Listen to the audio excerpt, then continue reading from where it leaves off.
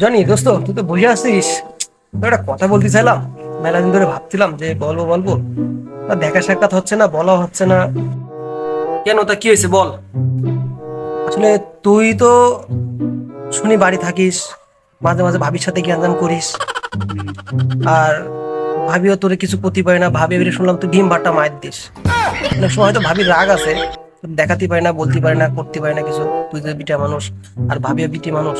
ঠিক আছে, তুই একটা মারলি, আমি পাঁচটা মারলেও সেই ওয়েটটা যাবে না। তোরে কি কিছু বলেছে নাকি, বল আমারে। না, তেমন কিছু হয়নি। ওই মনে কর, রাত্রেবেলা দেখা যাচ্ছে তুই ঘুমালি, বর্তমানে একটা ভাইরাস বেরিয়েছে, এখন সিজন। এই হচ্ছে কি নতুন ভাইরাস, এবং সিজন প্রত্যেক ঘরে ঘরে হচ্ছে।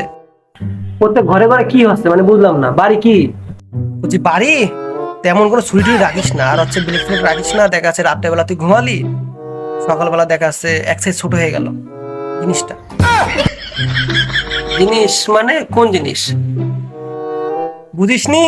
ওই জিনিস, ওই জিনিস।